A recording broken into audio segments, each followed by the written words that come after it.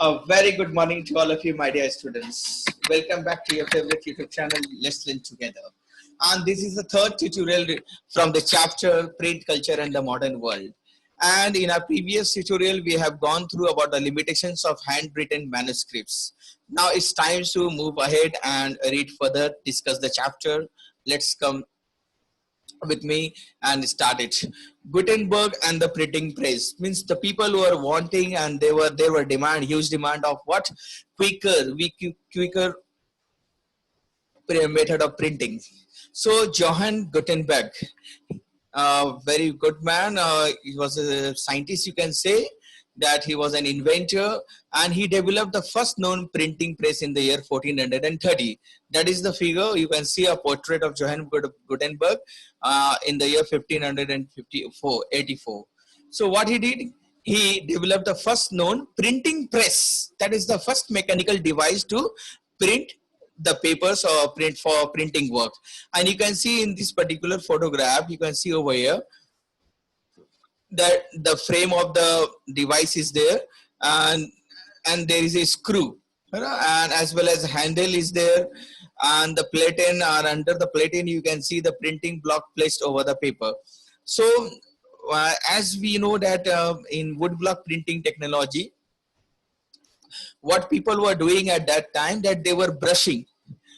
They were using brush to get the printout. So the method of pressing the things on the paper was developed by Gutenberg, and he developed into a system. And you can see from this platen, they can press on the paper and get the printout. And you can see the blocks of the letters are beneath the paper, and above the paper there is a platen, and he just using handle to press it down. So the papers can be printed, and even in here you can see they can put the ink over there in the frame, and it will just keep on printing and printing. So you can see Gutenberg developed metal types for each of the 26 characters of the Roman alphabet, that is A to Z. He developed what? Metal types, because we know that wooden characters can really get damaged after many uses. So he developed metal characters so that it can last long. And this came to be known as the movable type printing machine also. This particular machine is movable, and it remained the basic print technology over the next 300 years. My God, Gutenberg printing press remained the basic print technology over the next 300 years. Now books could now be produced much faster than was possible when each print block was prepared by carving a piece of wood by hand. So the Gutenberg press could now print 250 sheets on one side per hour. Now that is the speed, that is the maximum speed of that Gutenberg press, that he was printing 250 sheets on one side per hour. So that was a good speed, genuinely 250 sheets per hour. That was the speed that Gutenberg printing press was having. So let us move ahead. We have seen the printing press also. Gutenberg was the son of a merchant. Now let us learn how Johann Gutenberg developed that printing press, where from he got the idea. So he got the idea from his history, from his background. Gutenberg was the son of a merchant, and he grew up on a large agriculture estate. So his father was having a lot of agriculture land also. So he was just involved in that also. Even he had seen wine presses and olive presses from his childhood, because they were just pressing the fruits that are used to make wine also. So he was knowing about this type of machine, that these machines can be invented and can be used. So let me show you this wine and olive presses, from where he got the idea. Let me show you. You can see over here. These are the wine presses above, and you can see the olive presses. So he got the idea of pressing, how to press the things. He got the idea from these particular two machines, and that using the idea, he just developed that printing press also. He learned the art of polishing stones. He was having another skill of polishing stones, and he became a master goldsmith also. He expertise to create lead molds, and now he used the idea of Goldsmith for what? For creating lead malls, means temporary structure, that letters, alphabets in metal character that he developed in the printing press. He got that idea of using the metal or changing or molding the metal into simple characters, alphabetic characters. He learned that idea from, he got the idea from Master Goldsmith, because he was a goldsmith also. He learned that art also. He was knowing that art also. So he used the art of wine presses, as well as he used the art of this goldsmith also to bring out the device known as Johann Gutenberg printing press. And you can see over here, he expertise to create lead molds, that is temporary structure used for making trinkets. You can see the trinkets over here also. These are the trinkets. These are the structure that he was very perfect in designing and carving it out, because he was just good in metals. He was using, he was a goldsmith, so he know how to carve out the metals also. So he used that idea. Drawing on this knowledge, Gutenberg adapted existing technology, and he just developed and designed his innovation. The Oli press provided the model for the printing press. So he got the model that we have just seen in the printing press, Johann Gutenberg. So he got the idea of model how to press on the papers. He got the idea from those wine presses and Oli presses, and he got the idea of molding and making characters which were used for letters. He got that idea from the metal characters that he was also using in Master Goldsmith's process. So by 1448 Gutenberg perfected the system. 1448 तक Gutenberg ने system को perfect कर दिया था, means it was ready for use. And what he did, the first book he printed was the Bible. That is quite important for MCQ, my dear students. Name the first book printed by Johann Gutenberg machine, that printing device. So the first book he printed was the Bible, and it contained 180 copies. He printed 180 copies, which took 3 years to produce them, because Bible can contain a lot of pages also. So he produced 180 copies in 3 years, means 60 copies a year.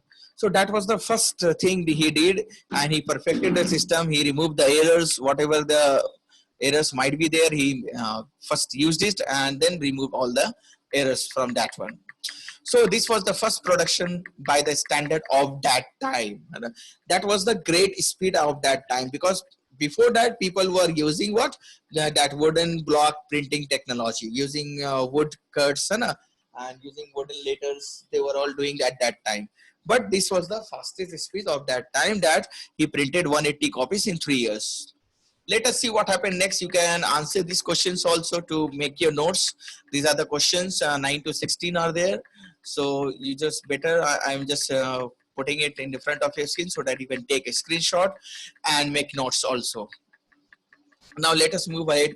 Let us compare between manuscripts and printed books. There is no comparison, my dear students, because manuscripts manually and those printed books, now they have the machine.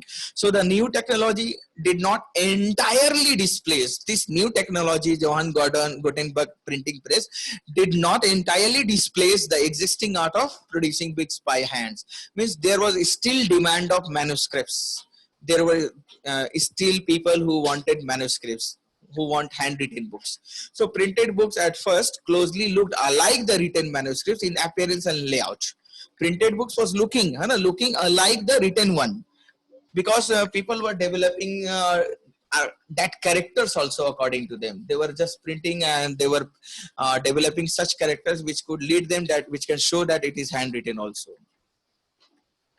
So let us move ahead and see what happened next. The metal letters copied and duplicated the ornamental handwritten styles that I told you. So the metal letters that they were producing in the Johann Gutenberg press was just copying the handwritten style, means cursive A, like they were just making out cursive A, cursive B, C, D, and different styles of writing. They were making letters of different styles, so that they can copy that and they can show that it is also manually done. Borders were darkened by hand, है ना? Borders भी वो लोग कैसे बनाते थे? By hand, because they just developed how to make characters, alphabets. They did not invent anything about the borders. So they were just darkening the borders by hand. using plants, different type of designs and other patterns, even illustration designs were painted by hand. That were manually was doing, still people were doing manually on the printout. They were making borders and design by their hand. Space for decoration was kept blank on the printed page. They was keeping that space on the printed page blank for the rich people, so that they can choose their own design, and the painting school was doing that illustration or designing according to the order of the rich people. So they were keeping the space for designing blank so that they can choose. The people, the rich people can choose their own design, and they will do the needful after that. So let us move ahead to our next topic, the print revolution. Now the people were having printed books, and there is less time needed to print the books also.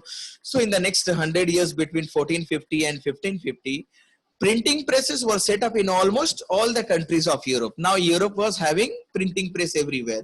Printer operators, now those who were operating those printing machine known as operators. So those printer operators from Germany, they traveled to other countries also in search of work, and they also were helping other people to start new type of printing press with the help of Johann Gutenberg printing press, because they were knowing how to operate the machines. So printers from Germany, they were traveling to other countries also, and book production boomed with the growth of these printing presses. And now there were more and more books on the for the people. And the second half of the 15th century, what it saw, that 20 million copies of printed books were flooding down the markets of Europe. So 20 million copies of printed books were there. So remember this also, 20 million copies in the 15th century was there in the market in Europe. And the number went up in the 16th century from 20 million to 200 million copies. Now 10 time increment was there in the next century. 20 million copies were there in the markets of Europe. This shift of hand printing to mechanical printing led this particular print revolution in Europe, because it was not quite possible that they can produce 20 million copies with that only wooden block printing technology. So this particular Johann Gutenberg's printing machine helped the people to produce more and more. So this hand printing to mechanical printing led this particular print revolution, my dear students. Let us see one of the pages from the Johann Gutenberg's Bible. Bible का एक page हम लोग देखते हैं. You can see over here closely that there are many illustration designs are also there. है ना, आप देख सकते हैं बहुत सारी design. So these spaces were left blank for the rich people also, so that they can choose their own design. You can see at the bottom also many designs are there. You can see. So ये सारे spaces जो hand से बनाते थे ये designs वगैरह लोग, है ना. Only printing was done with the Johann Gutenberg machine, but these designs were made by hand. This was the one of the thing. So Gutenberg printed about 182 copies, of which no more than 50 have survived. Now what is the reason? 180 copies of Bible he produced in 3 years, and now it is saying that 50 only have survived. What about those 180 copies? Those 130 copies have been damaged. That got damaged with the time because of the technology, because of the preservation. The text was printed in the new Gutenberg press with metal type, but the borders were carefully designed, even painted and illuminated by hand by the artists. So metal type characters they were using for printing the letters or the characters or the words and the sentences, but they were designing, painting and illuminating by hand. No two copies were the same. Yes, if you will take two Bible, then you will find that there are different designs. So no two copies were the same. Every copy of that 180 copies of Bible were different from each one, because there were different types of designs. Even when two copies look similar, it will look similar only if you will very carefully examine and compare. Then only you can find out the differences.